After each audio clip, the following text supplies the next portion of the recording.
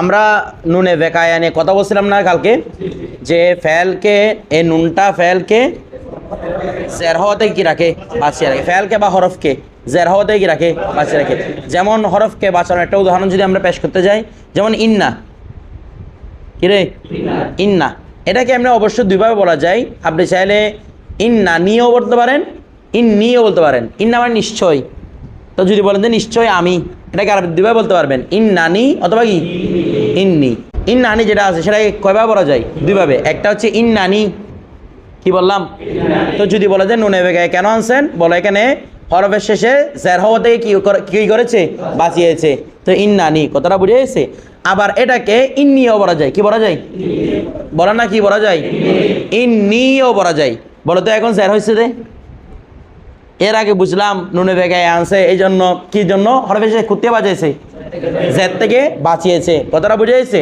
তো বলে যে আবার যদি ইন্নি বলেন তাহলে হরফে নুনে বেগায় আনে নাই, তখন আমরা কি বলবো, তো বলবো যে কি এটা কসিরুল ইস্তেমালের কারণে। কিসের কারণে, কসিরুল ইস্তেমাল মানে অধিক অধিক ব্যবহারের কারণে, এই নুনে বেকায়া ছাড়া আরবদের বেশি ব্যবহারের কারণে এটা জায়েজ হয়ে গেছে। মূলত মূলত কি হওয়ার দরকার ছিল, ইন্নানি, এটা ব্যবহার আছে ইন্নানি, ঠিক আছে। তবে আরবদের অত্যাধিক ব্যবহারের কারণে সহুলতের জন্য, সহজতার জন্য নুনে বেকায়াকে হজব করে কি বলা হয়, ইন্নি বলা হয়। বিষয়টা বুঝে গেছে, এগুলো মনে রাখবেন। এরপর তারপর দেখেন, আচ্ছা 4 নম্বর আমরা কথা আগে বুঝাইছিলাম, 4 নম্বর কায়দাটা, যে একমাত্র মার্জা থাকে কোন জমিরের, হাজের ওর মার্জা থাকে না, মুতাকাল্লিমের কি থাকে না, মার্জা থাকে না। আচ্ছা, তাহলে আমরা জমিরের সংজ্ঞা কিভাবে বলবো, যে জমিরটা নামের পরে উল্লেখ, এরকম বলবো, কারণ নামের পরে উল্লেখ কোন জমির, রেসপন্স করেন না, একমাত্র নামের পরে উল্লেখ হয় জমির গায়েব। আমার কাছে জমিরের সংজ্ঞাটা এমনভাবে দিতে হবে যেন সেখানে গায়েবও ঢুকে, হাজেরও ঢুকে, মুতাকাল্লিমও ঢুকে। আমি কি শুধু জমির গায়েবের সংজ্ঞা দিচ্ছি, বিষয়টা বুঝতে চান না মনে হয়, শুধু কি জমির গায়েবের সংজ্ঞা দিচ্ছি না।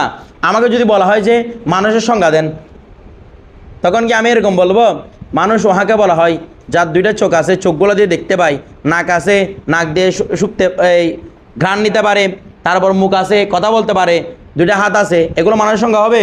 তো যেটার হাত নাই এটা কি, গরু? বুঝেন নাই? তাহলে এমনভাবে সংজ্ঞা দিতে হবে, হাত আছে নাই, চোখ আছে নাই, সবাই একসাথে মানুষের ভিতর ঢুকতে পারে, এভাবে কি দিতে হবে, মানুষের সংজ্ঞা দিতে হবে। বিষয়টা বুঝে গেছে? তো মানুষের সংজ্ঞা যখন দিতে যায়, তখন নাহাববিদরা বা মান্তিকবিদরা বা যারা উসুল নিয়ে গবেষণা করে, তারা বলে যে মানুষ ওহাকে বলা হয় যেটা বাকশক্তি সম্পন্ন প্রাণী হবে। কি হবে? মানে যার কাছে কথা বলার শক্তি আছে, কথাটা বলতে পারুক আর না পারুক, শক্তি আছে। কারণ বোবা মানুষ অনেক সময় কথা বলতে পারে না, শক্তি না থাকলে বলতেছে কোত্থেকে, শক্তিটা আসছে, কোনোভাবে সে বলতে পারতেছে না, কোনো রোগের কারণে, কোনো অস্পষ্টতার কারণে। বিষয়টা বুঝে গেছে? তা এখন সব মানুষ ঢুকে গেছে না এখানে, দুনিয়ার কোন মানুষ এমন আছে যার বাকশক্তিও নাই? আছে এরকম দেখাতে পারবেন? সবার মধ্যে কি আছে? বাক শক্তিটা আছে, কথা বলতে পারতেছে না ভিন্ন বিষয়, কিন্তু বাক শক্তি আছে, ঠিক আছে। কিন্তু এমন কোনো কিছু হতে পারে যে একদম এরকম কোনো নজির শুনছেন, একটা মানুষের জাতগতভাবে এটা 2টা হাত নাই, পরবর্তী হাত 2টা উঠে গেছে, এরকম শুনছেন? তাহলে হাত পা এগুলা কিসের সংজ্ঞা নয়, মানুষের সংজ্ঞা নয়। এমনভাবে দিতে হবে যেমন সবাই অন্তর্ভুক্ত হয়। জমিরের যখন সংজ্ঞা দিব তখন এমনভাবে সংজ্ঞা দিতে হবে যেন গায়েব, হাজের, মুতাকাল্লিম এগুলাকে বলা হয় জামে সংজ্ঞা। কি বলা হয়? জামে মানে জামে কুনসিয়া, জামে মানে একত্রকারী। এমনভাবে সংজ্ঞা দিতে হবে যেন কি করতে হবে, সবাইকে একত্র করে নেয়, মানে ওর আন্ডারে যা যা আছে সবাইকে করে দিতে হবে। এটাকে বলা হয় কি সংজ্ঞা? জামে সংজ্ঞা, ঠিক আছে। এরপর দেখেন, তারপর দেখেন 5 নম্বর একটা কায়দা রেখেছে। কয় নম্বরে? এই 5 নম্বরের কায়দাটা আমরা যখন জুমলা ইসমি আলোচনা করব সেখানে বর্ণনা করব। আপাতত এটা জিনিসটা এখানে আপনারা টুকিয়ে রাখেন। আমরা যখন জুমলায় লিখে রাখেন, যখন আমরা জুমলা ইসমি আলোচনা করব তখন এটা যেন আমাদের মনে করাই দিতে পারি, ঠিক আছে। এই 5 নম্বর কায়দাটা। এরপর দেখেন জমির পড়নে কা তরিকা। এখন জমির পড়ার পদ্ধতি, কিসের পদ্ধতি? আচ্ছা, এখানে জমির পড়া মানে আমার দিকে হা জমির পড়া পদ্ধতি। কি জমির? অর্থাৎ আমরা যেমন দরা বাহু বলছি না, ওই দিকে দরা বাহু বলছি না, এ দরা বাহু হু, অর্থাৎ হা জমিরটা পড়ার, বলেন না, এটাকে দরা বাহু একটা আছে না শুধু হু, এটাকে বলা হয় হা জমির, শুধু হুটাকে, বা হুম এগুলোকে কি বলা হয়? হা জমির, ঠিক আছে। এগুলোকে বলতে পারবেন হুয়া, হুমা হুম, এগুলা কি বলা হয়? হা জমির। তারপর হিয়া হুমা হুন্না, এগুলা কি জমির বলা হয়? হা জমির। কি বলা হয়? আপনারা বুঝতেছেন এগুলো কি বলা হয়? এখন এই হা জমির পড়ার পদ্ধতি বলতেছে, ভালো করে দেখেন। দরাবাহু, এখানে হা জমির উপর কি পড়েছি আমি? কি পড়েছি?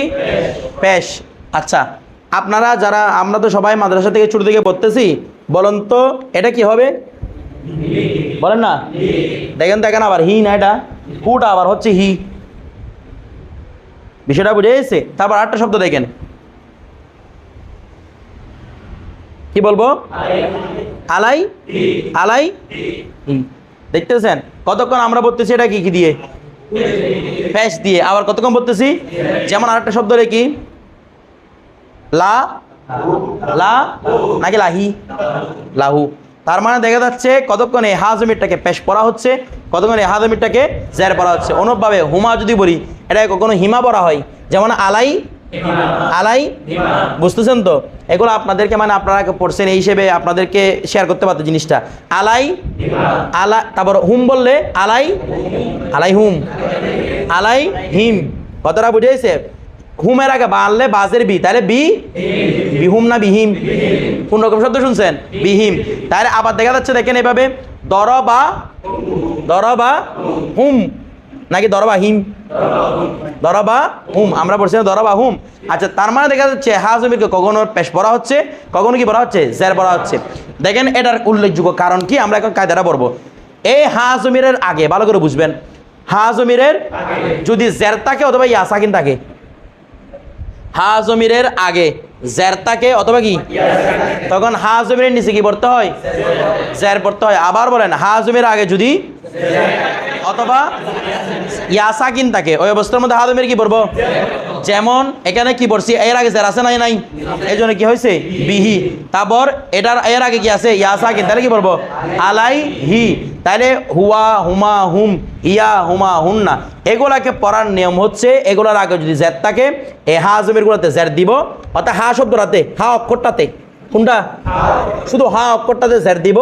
আর আগে যদি ইয়া সাকিনও না থাকে, জেরও না থাকে, ওই অবস্থার মধ্যে হাতে কি দিব? পেশ দিব। বিষয়টা বুঝে গেছে? যেমন দেখেন এখানে লাহু, এর আগে কিন্তু কোনো কি নাই, জেরো নাই, ইয়া সাকিনও নাই। দরাবাহু, জেরো নাই, ইয়া সাকিন নাই, এই জন্য কি হয়েছে? কি হয়েছে? পেশ হয়েছে। বিষয়টা ক্লিয়ার? সবাই বুঝছেন তো? আচ্ছা, এটা কেউ যদি প্রশ্ন করে, আলাই একবার আলাই হি পড়ছেন, একবার লাহু পড়তেছেন, এমন কেন? বলা আসলে এটা হচ্ছে একটা পড়ার নিয়ম। কি নিয়ম?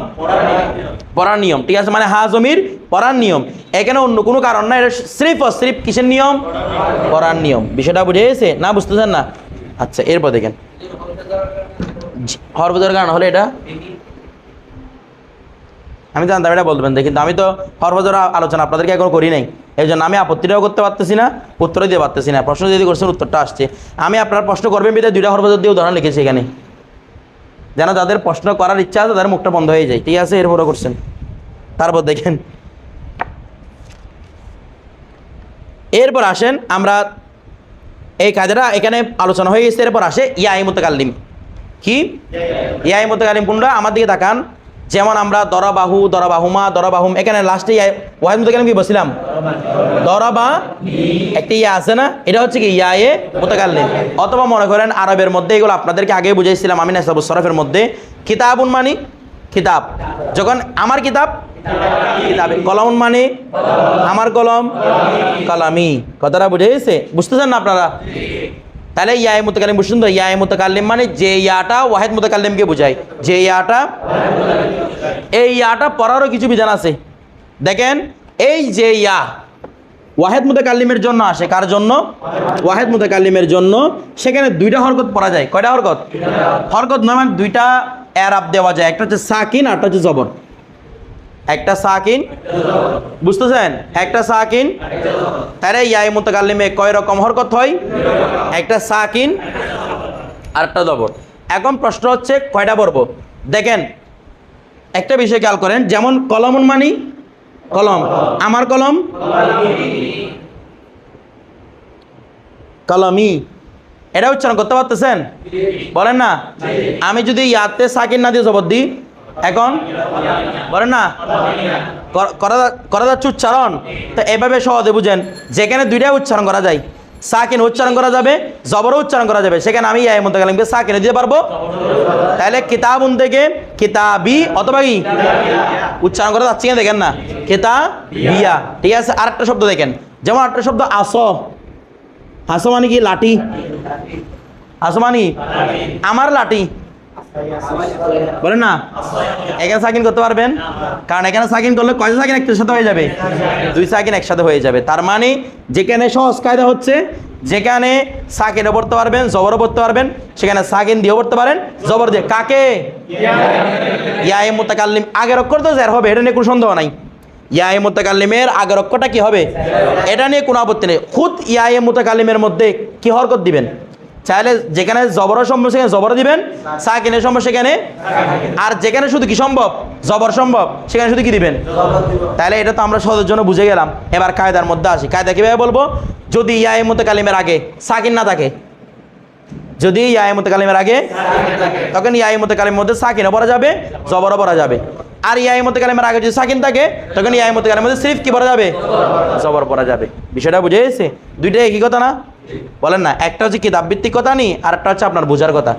দুইটা দিয়ে বুঝতে পারবেন। এরপর তারপরে যেটা স্টার লিখেছে এটা আমরা দেখি। আচ্ছা, ইলা আলা লাদা। ইলা আলা, একটা বিষয় কেন লিখি,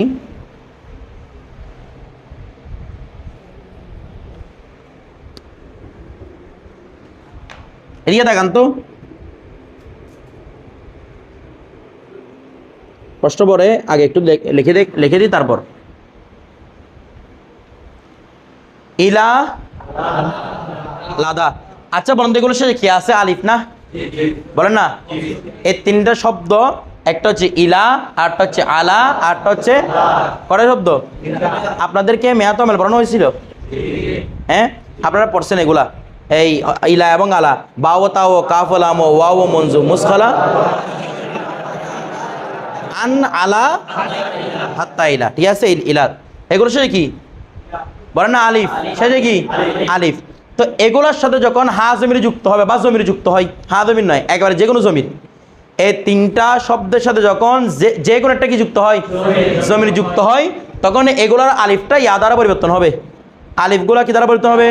যেমন আমি মনে করেন ইলার সাথে হি লাগাচ্ছি, তাহলে কি বলবো? কি বলবো? ইলাহি, ইলাইহি। তারপর আলার সাথে যুক্ত করলে আলাইহি। তারপর লাদার সাথে যুক্ত করলে লাদাইহি। এবার আপনি জমিরে মুখাতাব যুক্ত করেন, মানে কা, তাহলে কি যুক্ত হবে? ইলাইকা। তারপর আলাইকা, এরপর আদাইকা। দেখেন এখানে দুইটা কায়দা আমরা পড়ে ফেলছি ইতিপূর্বে এই শব্দগুলোর মধ্যে।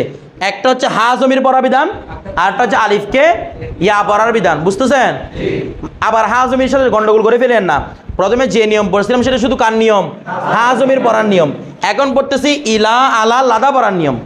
ইলা আলা লাদার সাথে যে কোনো জমির যুক্ত হবে, তখন আলিফটা কি হয়ে যাবে? আলিফটা ইয়া হয়ে যাবে। বিষয়টা ক্লিয়ার? সবাই বুঝছেন তো? কে বুঝে না হাত তুলেন। সবাই বুঝছেন? মাশাআল্লাহ, ঠিক আছে। তারপর দেখেন, এখন আমরা কিছু কথা বলবো। এই যে ইলা আলা লাদা এগুলো আমাদের শেষ। এরপর আমরা কিছু আলোচনা দেখি। নিচে দেখেন, এর দূরে নাকি মাগার পাইছেন? বলতেছে আমরা যতগুলো কায়দা শিখছি এগুলো মাথায় আসছে তো মোটামুটি। এখন দেখেন কি বলতেছে, মগর কিন্তু কোরআনে পাক কি চন্দ মাকামাত উসসে মুস্তাসনা है। যতগুলো কায়দা শিখে আসছি, হা জমির পড়ার বিধান টিধান, তারপর ইলা পড়ার বিধান, এখান থেকে কোরআন শরীফের কিছু স্থান আছে যেগুলো এ স্থান থেকে মুস্তাসনা। মুস্তাসনা মানে কায়দাগুলো একটু ভিন্ন, মুস্তাসনা মানে আলাদা। মুস্তাসনা মানে কি? কোরআন পাকের কয়েকটা স্থান যেগুলোর মধ্যে আমাদের কায়দাগুলো কি হয় নাই, অনুসরণ করে নাই। যেমন 1 নম্বর সূরা নূরের মধ্যে লিখছে ওয়ায়াত্তাক হি। আচ্ছা, হা জমির পড়ার বিধানের মধ্যে হা জমির কখন জের পড়তে হয়? আগের অক্ষরে ইয়া সাকিন অথবা আগের অক্ষরে, এখানে আগের অক্ষরে কিছু আছে বলেন তো? ইয়া সাকিন আছে? শুধু সাকিন না আছে, ইয়া সাকিন তো নাই বা জেরও নাই। তার আবার পড়ার দরকার কি ছিল? ইয়াত্তাক হু। ইয়াত্তাক পড়তেছে কি? তার মানে বোঝা যাচ্ছে এটা কি খেলাফে কিয়াস। আসলে দেখেন বাস্তবে এটা কিন্তু খেলাফে কিয়াস না। এটা সম্পর্কে আলোচনা কি করতে পারবেন? ইয়াত্তাকি সম্পর্কে দেখি মাশাআল্লাহ আলোচনা করো। হ্যাঁ, ইয়াত্তাকি এটা কিভাবে হয়েছে? মুশকিলের মধ্যে ছিল, বলো না। এটা মূলত কি ছিল সেটা বলো। ইয়াত্তাকি এটা মূলত কি ছিল? মাশাআল্লাহ, ইয়াত্তাকিহি ছিল, মানে আগে থেকে জেড ছিল, ছিল না? ছিল না, মূলত কি ছিল রে? ইয়াত্তাকিহি ছিল, ইয়াত্তাকিহি। তো এই জেরের কারণে মূলত হাতে কি হয়েছে যে এটা কোনো খেলাফে কিয়াস, যদিও বা এখানে খেলাফে কিয়াস তুলে দিয়েছে, কিন্তু বাস্তবে এটা কি নয়, এটার মধ্যে আগে থেকে কি ছিল? জের ছিল। তো কায়দাটা কি ছিল?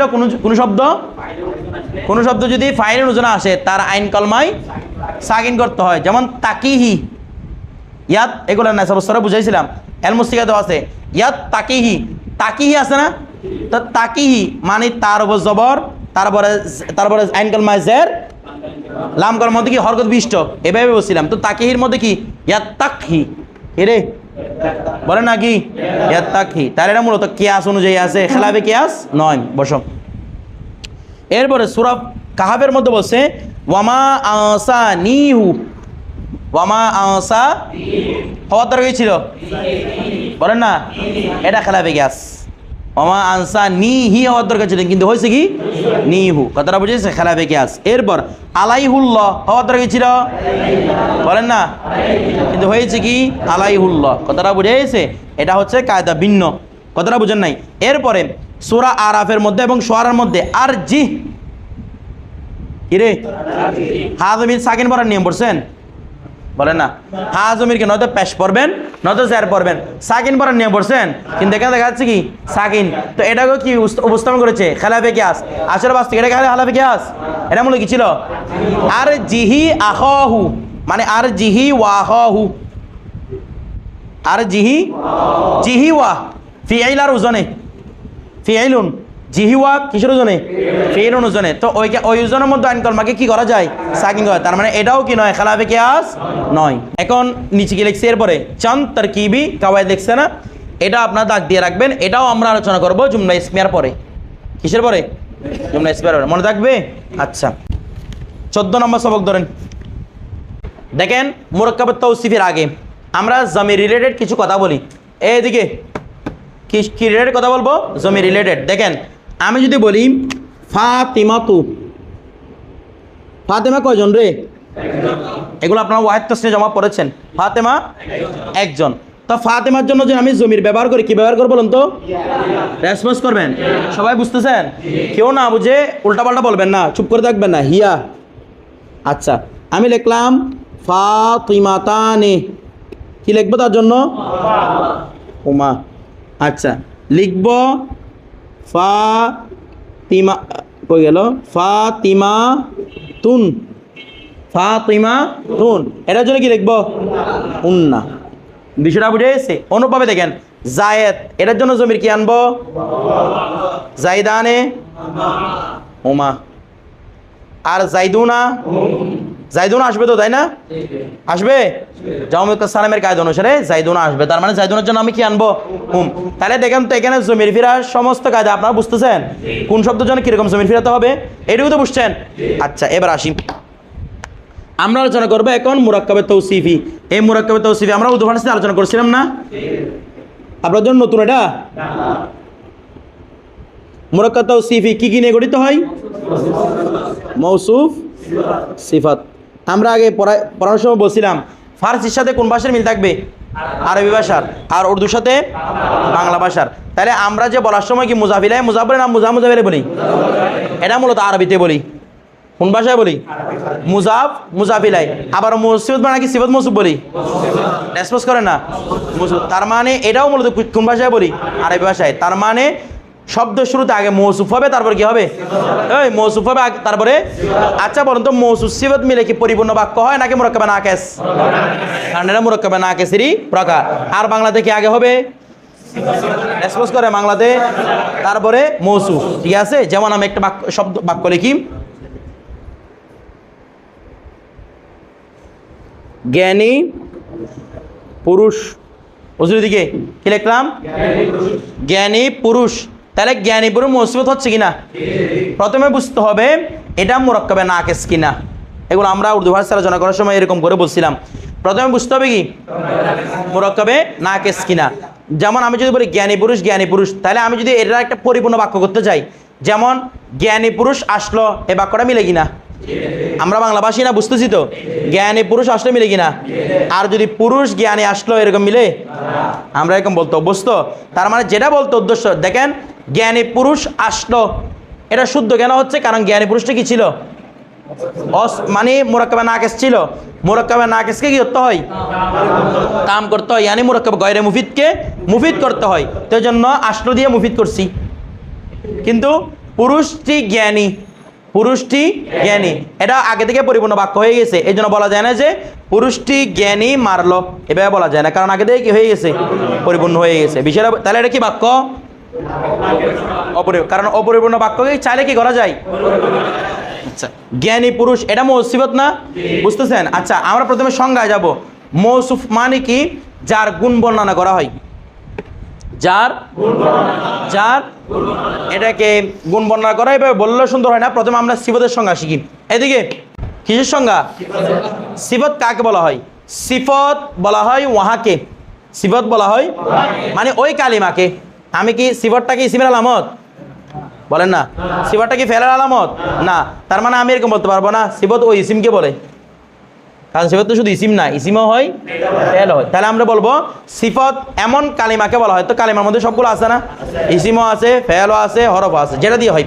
আচ্ছা, তাহলে সিফত ওই, রেসপন্স করবেন, সিফত এখান থেকে শিখে ফেলতে পারবেন। সিফত ওই কালিমাকে বলা হয় যা, বলেন যা এমন একটি অর্থের উপর বুঝায়, যা এমন একটি অর্থের উপর বুঝায় যেটি মৌসুফের ভিতর আছে। এটা হচ্ছে প্রুফের সংজ্ঞা। সিফত এমন কালিমাকে বলা হয় যা এমন একটি অর্থকে বুঝায় যা মৌসুফের মধ্যে আছে, যা মৌসুফের মধ্যে আছে। আর এই সিফতটা যার মধ্যে থাকবে তাকে বলা হয়। আমরা এভাবে বলবো না সিফত মানে শুধু দোষ গুণ, এভাবে বলবো না।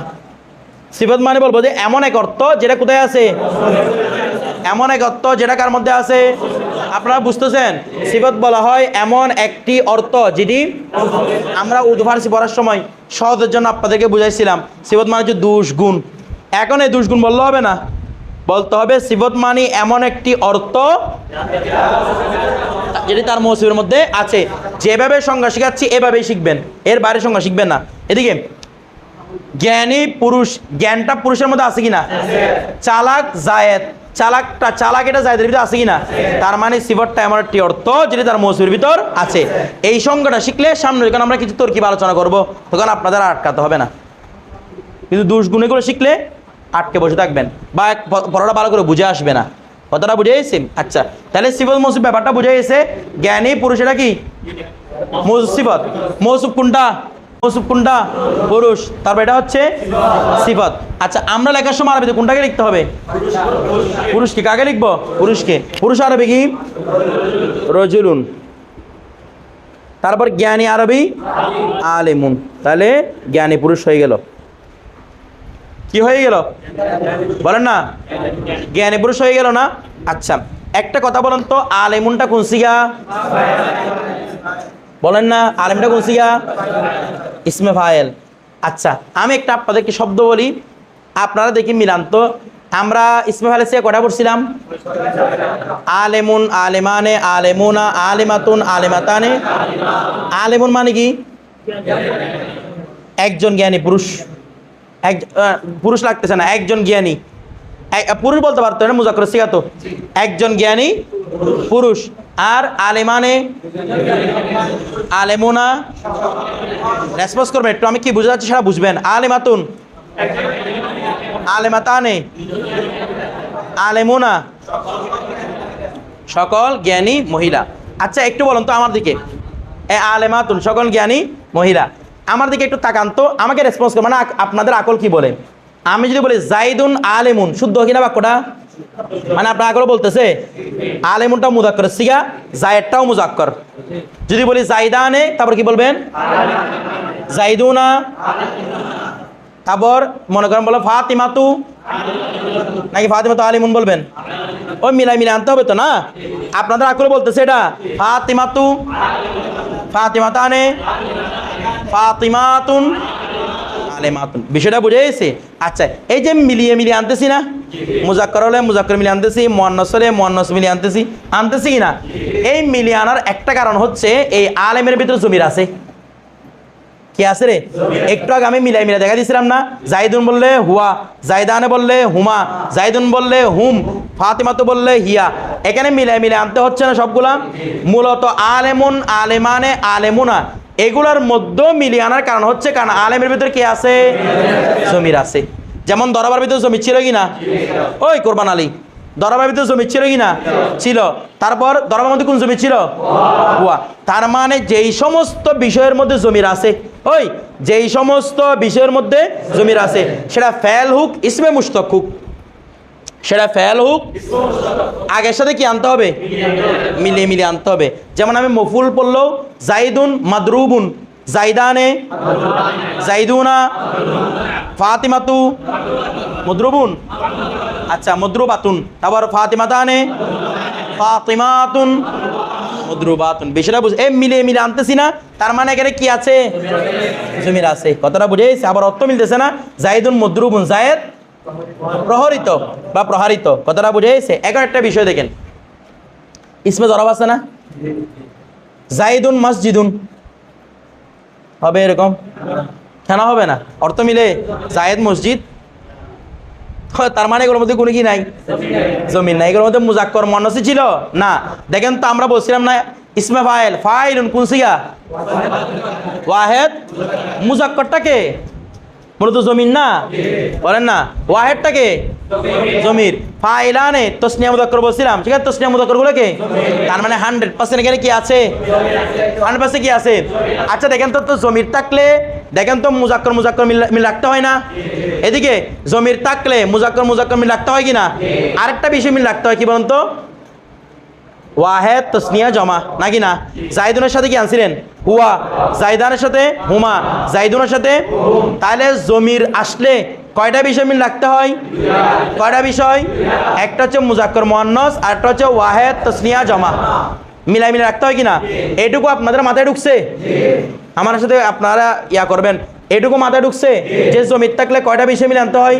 কি কি? মুজাক্কর মুয়ান্নাস। এটা আপনাদের কি মুখস্থ করতে হচ্ছে নাকি আপনাদের আকল ধরছে?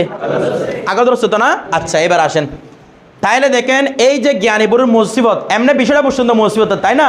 সিবত মানে এমন একটা অর্থ যেটা তার মুসিবত ভিতর আছে। এখন একটা দেখেন, আরবিতে মুসিবত বানানো কষ্ট আছে, ফার্সিতে একদম ইজি না? মৌজুসে জেদ দিবেন, কাজ শেষ। যেমন আমি যদি এটা এই জ্ঞানী পুরুষ এটা যে ফার্সিতে করতাম, তাহলে কি বলতাম? মারদে দন, মারদে দন মানে কি? জ্ঞানী। তাহলে মারদে দন মানে কি? জ্ঞানী পুরুষ হয়ে গেছে। কিন্তু আরবিতে মুসিবত করতে একটু বাঁধা আছে। সেটা কি? আরবিতে যখন মুসিবত করবেন, কি করবেন? সেখানের মধ্যে 4টা বিষয় মিল রাখতে হবে। কয়টা বিষয়? বলেন না, কয়টা বিষয়? আরবিতে যখন এদিকে মুসিবত করবেন, কয়টা বিষয় মিল রাখতে হবে? আচ্ছা, 2টা বিষয় আপনাদের যে পরিচিত। 1 নাম্বার মুযাক্কার মুয়ান্নাস, 2 নাম্বার ওয়াহেদ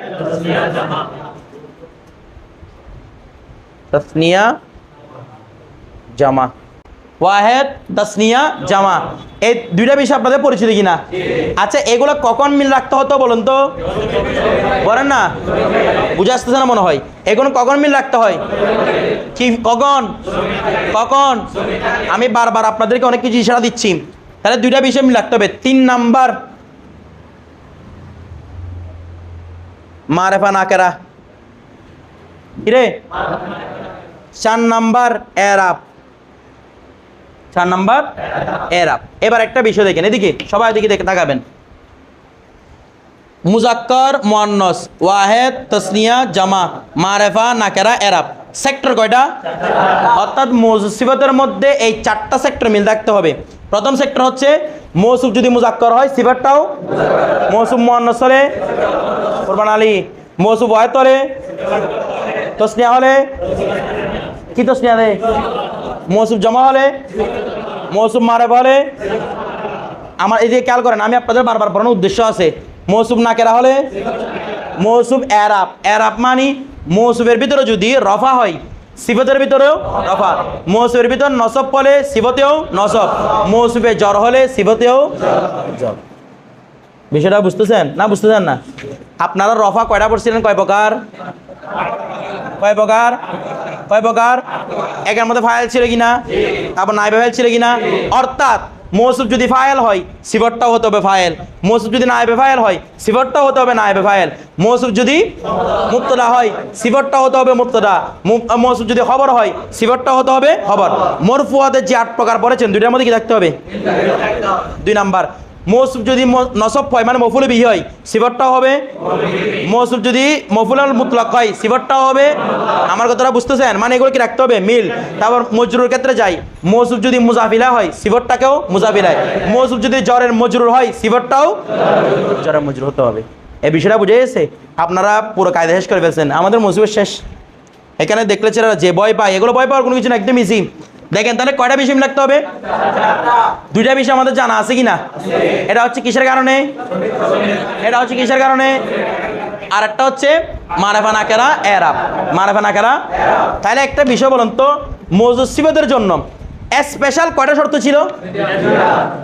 বুঝতেছেন? মওজুদ সিফাতের জন্য স্পেশাল শর্ত কয়টা ছিল? কি কি এগুলা? মারেফা নাকেরা। ওই দুটো তো মওজুদ সিফাতের শর্ত না হুজুর, এটা তো যেখানেই জমির ফিরবে সেখানেই শর্ত। এটা মওজুদ সিফাত হোক, মুবতাদা খবর হোক, হালজুল হালুক, যত রকমের কথা আছে যেগুলোতে জমির ফিরে সেখানে উপর দুটো শর্ত কিনা? বলেন না শর্ত কিনা?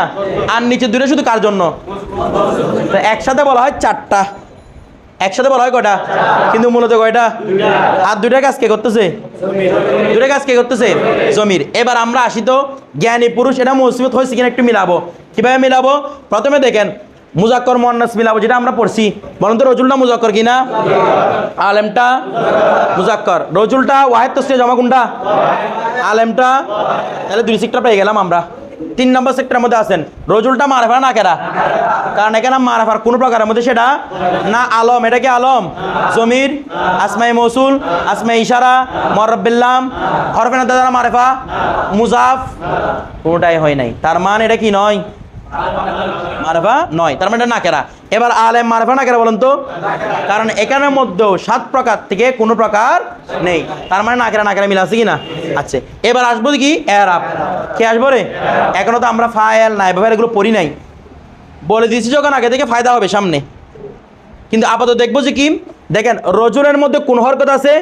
রফা, মানে আপাতত পেশ।